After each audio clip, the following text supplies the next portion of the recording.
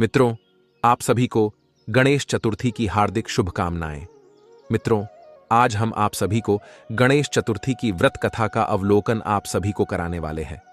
मित्रों, पौराणिक कथा के अनुसार भाद्रपद माह में शुक्ल पक्ष की चतुर्थी तिथि को गणपति बप्पा का अवतरण हुआ था।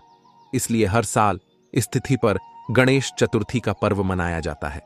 यह उत्सव 10 दिनों तक यानी अनंत चतुर्दशी तक चलता है। अनंत चतुर्दशी के दिन पवित्र नदी या घर में ही पानी के टप में गणपति बप्पा का विसर्जन किया जाता है।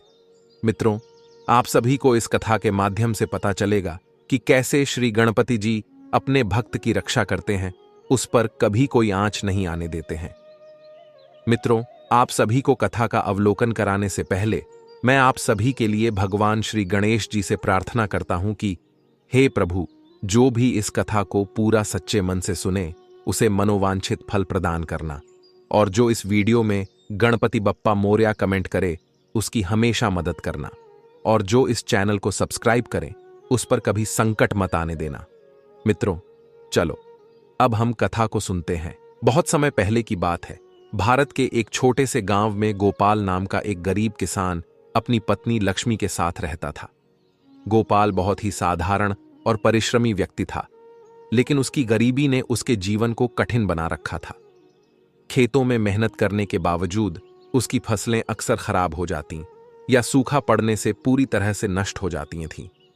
उसके पास जीवन की कोई विशेष सुविधा नहीं थी, लेकिन गोपाल का एकमात्र सहारा था उसकी अपार श्रद्धा और भगवान गणेश जी पर विश्वास। गांव के हर कोने में गणेश जी की महिमा की चर्चा होती थी।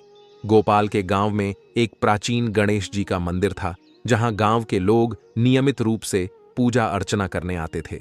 लेकिन गोपाल की भक्ति सबसे अलग थी।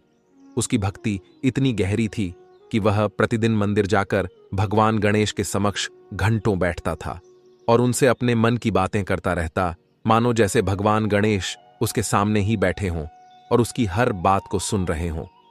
गोपाल भगवान गणेश को अपना मित्र, मार्गदर्शक और रक्षक मानता था। जब भी उसके जीवन में कोई कठिनाई आती थी, वह भगवान गणेश के पास जाकर उनके समक्ष संभाषण करता और अपने दिल का हाल बताता था। गोपाल की पत्नी लक्ष्मी भी एक धर्मपरायण महिला थी। वह भी गणेश जी की पूजा करती थी, लेकिन गोपाल की तरह उसकी भक्ति उतनी प्रगाढ़ नहीं थी। एक दिन जब गोपाल और लक्ष्मी अपनी छोटी सी झोंपड़ी में बैठे थे, तब गोपाल ने लक्ष्मी से कहा, लक्ष्मी, हमारे जीवन में चाहे कितनी भी कठिनाइयां क्यों ना आए, मैं जानता हूं कि भगवान गणेश जी हमारी मदद अवश्य करेंगे। हमें बस अपना विश्वास उन पर बनाए रखना होगा। लक्ष्मी ने चिंतित स्वर में कहा, गोपाल, मैं जानती हूं कि तुम भगवान गणेश जी के परम भक्त हो, लेकिन गांव में जो दैत्य कालवसुर ने आतंक मचा रखा है, उससे कैसे निपटेंगे? वह निर्दोष लोगों को मार रहा है, फसलें जला रहा है, और राजा भी उसके सामने असहाय हो चुके हैं। अगर वह हमारी झोंपड़ी तक आ गया तो? तब गोपाल ने मुस्कुराते हुए कहा, लक्ष्मी, मुझे भगवान गणेश जी पर पूरा विश्वास है। वे हमें और इस गांव को कालावसुर के आतंक से बचाएंगे। बस हमें उनके प्रति अपनी भक्ति में कोई कमी नहीं आने देनी चाहिए। अब गांव में शक्तिशाली और निर्दयी दैत्य कालवसुर का आतंक था। कालवसुर ने अपनी काली शक्तियों से पूरे गांव पर कब्जा जमा रखा था। वह गांव वासियों से जबरन कर वसूलता, उनकी मेहनत की फसलें जला देता और जो उसका विरोध करता उसे बुरी तरह से सजा देता। गांव के लोग डर और घबराहट में जी रहे थे। राजा भी कालावसुर के भय से गांव में आकर सहायता करने से डरते थे। गांव के लोग धीरे धीरे भगवान से भी निराश होने लगे थे। कालावसुर ने यह घोषणा की थी कि जो भी उसके खिलाफ जाएगा उसे भयंकर यातनाएं दी जाएंगी। गांव के लोग इतने भयभीत थे कि वे मंदिर तक जाने से डरने लगे थे। लोग भगवान गणेश से भी डरने लगे, यह सोचकर कि शायद उनकी प्रार्थनाएं भी व्यर्थ हो चुकी हैं। लेकिन गोपाल की श्रद्धा अडिग थी। वह रोजाना गणेश जी के मंदिर जाता था, गणपति बप्पा के समक्ष सिर झुकाता था और अपनी सच्ची भक्ति के साथ उनसे अपनी समस्याएं साझा करता था। वह गणेश जी से कहता था, हे बप्पा, आप विघ्नहर्ता हैं। आप ही इस गांव को और मेरे परिवार को इस दैत्य से बचा सकते हैं। मुझे आपकी कृपा पर पूरा विश्वास है। पहले राजा के पास उस असुर की बात पहुंचती ही नहीं थी। जब कालवसुर के अत्याचार की खबर गांव के राजा तक भी पहुंची तो वह राजा स्वयं एक वीर योद्धा था, लेकिन कालवसुर की अपार शक्ति और क्रूरता ने उसे भी कमजोर बना दिया था। राजा ने अपने दरबारियों से कहा, कालवसुर को रोकने के लिए हमें एक योद्धा की जरूरत है, लेकिन गांव में ऐसा कोई भी नहीं है जो उसका सामना कर सके।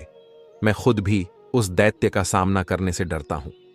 अब इसी बीच गांव के कुछ लोगों ने राजा को बताया कि गोपाल नाम का एक साधारण किसान है जो भगवान गणेश का परम भक्त है, और उसने संकल्प लिया है कि वह भगवान गणेश की कृपा से गांव को कालवसुर के आतंक से बचाएगा। तुरंत ही गोपाल को दरबार में बुलाया। जब गोपाल राजा के सामने पहुंचा तब राजा ने कहा, गोपाल, मैंने तुम्हारी भक्ति के बारे में बहुत सुना है। क्या तुम सच में कालवसुर का सामना करने का साहस रखते हो? गोपाल ने नम्रता से कहा, महाराज, मैं तो एक साधारण किसान हूं, लेकिन मुझे अपने आराध्य भगवान गणेश पर अटूट विश्वास है। अगर उनकी कृपा होगी तो मैं निश्चित रूप से कालवसुर का सामना कर सकता हूं। मुझे बस एक अवसर दीजिए। तब राजा ने गंभीर स्वर में कहा, अगर तुम ऐसा कर सकते हो तो पूरा गांव तुम्हारा आर्नी होगा, लेकिन अगर तुम असफल हुए तो पूरे गांव को इसका खामियाजा भुगतना पड़ेगा। क्या तुम इसके लिए तैयार हो? तब गोपाल ने दृढ़ता से कहा, महाराज, मैं पूरी तरह तैयार हूं। भगवान गणेश की कृपा से मैं इस संकट का सामना करूंगा। अब गोपाल तैयार हो गया और धीरे धीरे गणेश चतुर्थी का पवित्र दिन आया। गोपाल ने इस दिन विशेष रूप से व्रत रखा और भगवान गणेश जी की विशेष पूजा की। उसने गांव के गणेश मंदिर में जाकर भगवान गणेश के समक्ष दीप जलाया और प्रार्थना की, हे बप्पा, आज आपके भक्त की परीक्षा की घड़ी है। मैं इस गांव को कालवसुर के आतंक से मुक्त करना चाहता हूं, लेकिन मेरी शक्ति तो कुछ भी नहीं है। बस आपकी कृपा और आशीर्वाद चाहिए।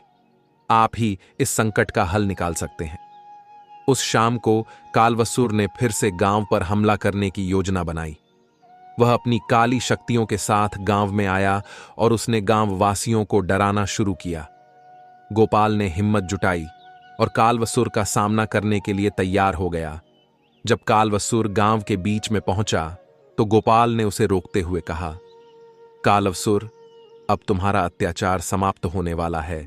आज गणेश चतुर्थी का पवित्र दिन है और मैं भगवान गणेश जी की कृपा से तुम्हारा अंत करूंगा। तब कालवसुर ने हंसते हुए कहा, तू एक साधारण किसान है और मुझे रोकने की कोशिश कर रहा है। तेरी गणेश भक्ति तुझे नहीं बचा सकती। मैं तुझे और तेरे भगवान दोनों को चुनौती देता हूं। तब गोपाल ने शांत स्वर में कहा, तू चाहे जितना भी शक्तिशाली क्यों ना हो, लेकिन भगवान गणेश विघ्नहर्ता हैं।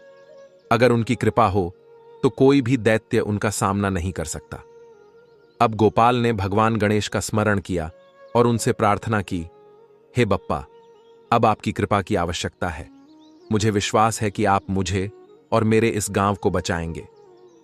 अब जैसे ही गोपाल ने प्रार्थना पूरी की, तभी एक अद्भुत घटना घटी। आकाश में चमकदार प्रकाश फैल गया और भगवान गणेश ने अपने दिव्य रूप में प्रकट होकर गोपाल के सामने दर्शन दिए। उनका स्वरूप अत्यंत दिव्य और तेजस्वी था। उनके 4 हाथों में विभिन्न अस्त्र शस्त्र थे और उनके चेहरे पर करुणा और साहस का मिश्रण था। तब भगवान गणेश ने मुस्कुराते हुए कहा, गोपाल, तुम्हारी सच्ची भक्ति और आस्था से मैं प्रसन्न हूं। तुमने मुझ पर जो विश्वास किया है वह अतुलनीय है। आज मैं तुम्हारी और इस गांव की इस राक्षस से रक्षा करूंगा। अब कालावसुर भगवान गणेश के इस दिव्य रूप को देखकर भयभीत हो गया, घुटने टेक दिए और भगवान गणेश से क्षमा मांगने लगा। हे गणेश जी, मुझे क्षमा करें। मैंने अपनी शक्तियों का दुरुपयोग किया और निर्दोष लोगों को बहुत कष्ट दिया है। अब मुझे अपनी भूल का एहसास हो गया है। आप कृपया मुझे माफ कर दें। भगवान गणेश ने कालवसुर की ओर देखा और कहा, तूने जो किया वह बहुत गलत था, लेकिन मैं तुझे एक अवसर देता हूं। अगर तू इस गांव को छोड़कर चला जाएगा और भविष्य में कभी किसी को कष्ट नहीं देगा तो मैं तुझे माफ कर दूंगा। अब उस राक्षस ने भगवान गणेश के चरणों में सिर झुका दिया और तुरंत गांव छोड़कर चला गया। गांव वासियों ने राहत की सांस ली। अब सबने भगवान गणेश के मंदिर में जाकर भगवान गणेश की एक अद्भुत प्रतिमा बनवाई और राजा ने भी गोपाल का बहुत सम्मान किया, उसे सभी नागरवासियों के सामने पुरस्कार दिया। और पुरस्कार पाकर गोपाल बहुत खुश हुआ और अपनी पत्नी के साथ खुशीपूर्वक अपने जीवन का निर्वाह करने लगा। बोलो श्री गणेश भगवान की जय। इस कथा से यह सीख मिलती है कि सच्ची भक्ति और आस्था से भगवान गणेश अपने भक्तों की सहायता करते हैं। चाहे जीवन में कितनी भी कठिनाइयां हों, अगर हमारी श्रद्धा अडिग है तो भगवान हमें हर विपत्ति से बचाते हैं और जीवन में सुख समृद्धि प्रदान करते हैं। मित्रों, चलो अब मैं आप सभी को एक और गणेश चतुर्थी की व्रत कथा अनुसरण कराता हूं। मित्रों, बहुत समय पहले को बात है, एक गांव में गीता नाम की एक लड़की रहती थी। गीता एक साधारण परिवार में पली बढ़ी एक सीधी सादी औरत थी। उसके माता पिता ने उसका पालन पोषण भगवान में गहरी आस्था के साथ किया था। बचपन से ही उसे भगवान गणेश की पूजा और आराधना में विशेष रुचि थी। गणेश जी के प्रति उसकी भक्ति इतनी गहरी थी कि वह हर सुबह मंदिर जाकर उनकी पूजा करती और दिन के सारे कामों की शुरुआत भगवान गणेश के स्मरण से ही करती थी। वह मानती थी कि गणेश जी हर बाधा को दूर करेंगे और उसके जीवन में केवल सुख और समृद्धि लेकर आएंगे। अब कुछ समय बीता और गीता का विवाह एक मध्यम वर्गीय परिवार में रमेश नाम के व्यक्ति से हो गया। शुरुआत में सब ठीक था, लेकिन जैसे जैसे समय बीता गीता को अपने पति और सास के असली व्यवहार का पता चला। रमेश अक्सर शराब पीकर आता था और छोटी छोटी बातों पर गीता को पीटने लगता। सास कमला देवी भी हमेशा गीता से नाराज रहती और उसे ताने मारती रहती थी।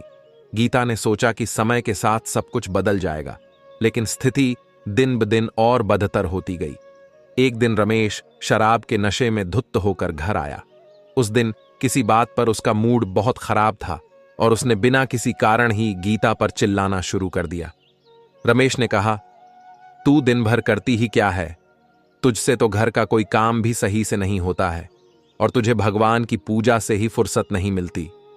गीता, जो हमेशा शांत रहती थी, उसने धीरे से कहा, मैं तो बस गणेश जी की पूजा करती हूं ताकि घर में शांति और सुख बना रहे। रमेश को यह बात सुनकर और गुस्सा आ गया और उसने गीता को जोर से धक्का दिया। गीता फर्श पर गिर पड़ी और उसकी सास कमला देवी भी कमरे में आ गई। कमला देवी ने ताने मारते हुए कहा कि बस यही दिन देखना था कि एक बहू को दिन रात पूजा में बैठे देखूं। इसे भगवान से ही फुर्सत नहीं। ये औरत कभी इस घर के लिए कुछ नहीं करेगी। अब गीता ने अपने आंसू पोंछते हुए कहा, मां जी, मैं तो बस यही चाहती हूं कि इस घर में सुख और शांति बनी रहे। मैं कभी किसी का बुरा नहीं चाहती। लेकिन रमेश और उसकी सास ने उसकी एक न सुनी और उसे घर से बाहर निकाल दिया। गीता के पास अब न घर था न कोई सहारा। वह अकेली थी, लेकिन उसकी आस्था भगवान गणेश में अडिग थी। गीता ने अपनी जिंदगी की कठिनाइयों का सामना भगवान गणेश की भक्ति से किया। वह अब पास के मंदिर में रहने लगी और दिन रात भगवान गणेश का नाम जपती रहती थी। उसकी भक्ति इतनी सच्ची थी कि धीरे धीरे उसकी किस्मत बदलने लगी। एक दिन एक अमीर व्यापारी मुरलीधर मंदिर में पूजा करने आया। उसने गीता को मंदिर की देखभाल करते हुए देखा और उसकी सच्ची भक्ति से वह बहुत प्रभावित हुआ। मुरलीधर गीता से बोला, बहन, तुम यहां मंदिर में क्या करती हो? तुम कौन हो? तब गीता ने अपनी पूरी कहानी मुरलीधर को बताई।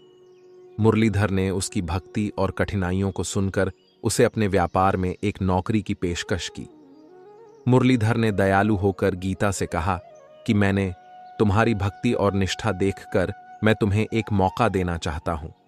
अगर तुम मेरे साथ काम करना चाहो तो तुम्हारा जीवन बदल सकता है। अब गीता तैयार हो गई और गीता ने भगवान गणेश का धन्यवाद किया और मुरलीधर की पेशकश स्वीकार कर ली। वह अब मुरलीधर के व्यापार में काम करने लगी और धीरे धीरे अपनी मेहनत और भक्ति से व्यापार में इतना तरक्की की कि खुद भी एक सफल व्यापारिन बन गई। कुछ सालों में गीता एक सफल और धनवान महिला बन चुकी थी। अब वह सिर्फ एक सामान्य औरत नहीं रही, बल्कि एक सम्मानित और धनी व्यवसायी बन चुकी थी।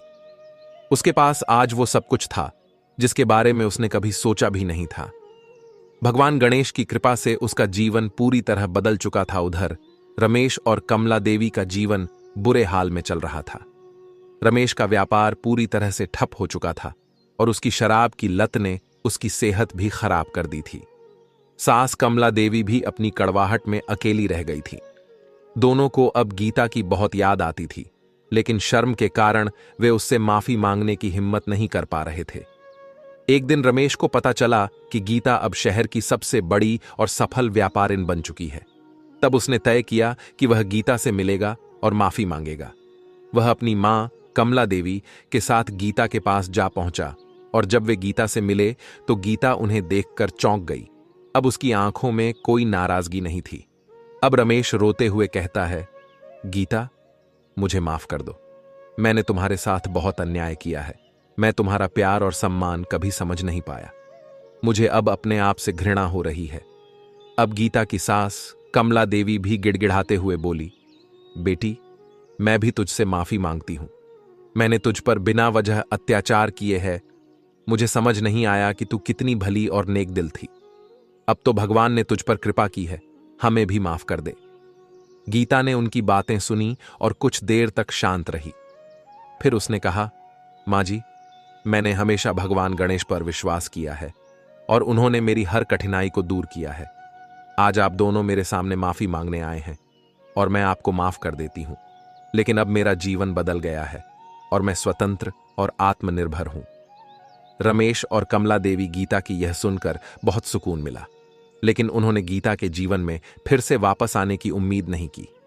गीता ने अपनी जिंदगी में न सिर्फ आर्थिक रूप से सफलता पाई, बल्कि उसने मानसिक और आत्मिक शांति भी प्राप्त की। भगवान गणेश की कृपा से उसने अपने जीवन में हर दुख का सामना किया और हर चुनौती पर विजय प्राप्त की। उसने यह सिखाया कि सच्ची भक्ति, निष्ठा और मेहनत से हर बाधा को पार किया जा सकता है। रमेश और कमला देवी को अपनी गलती का एहसास हुआ और उन्होंने गीता के साथ किए अपने कुकर्मों पर पछतावा किया। रमेश ने अपनी जिंदगी में सुधार लाने की कोशिश की, लेकिन उसे कभी उस सम्मान और प्यार का हकदार नहीं समझा गया जो गीता ने एक समय पर उसे दिया था।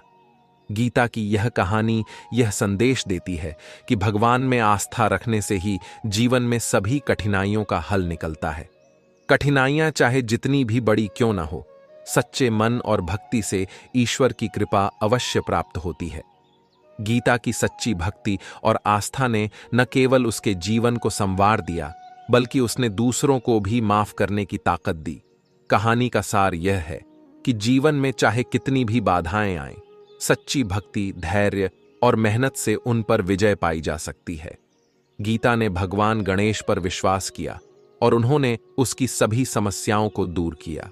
यह कहानी हमें यह सिखाती है कि जीवन में कभी हार नहीं माननी चाहिए और हर परिस्थिति में धैर्य और आस्था बनाए रखनी चाहिए। मित्रों, यही थी आज की भगवान गणेश की कथा। इसको पूरा देखने के लिए आप सभी का दिल से धन्यवाद। और मित्रों, आप सभी लोगों से एक विनम्र निवेदन है कि अगर आप सभी लोग हमारे चैनल पे नए हैं तो प्लीज चैनल को भी अवश्य सब्सक्राइब करना बाकी। अगर आपको लगता है कि इस वीडियो से किसी का भला हो सकता है तो इस वीडियो को सभी जगह शेयर भी करना बाकी। मित्रों, इस वीडियो को यहां तक देखने के लिए आप सभी का दिल से धन्यवाद।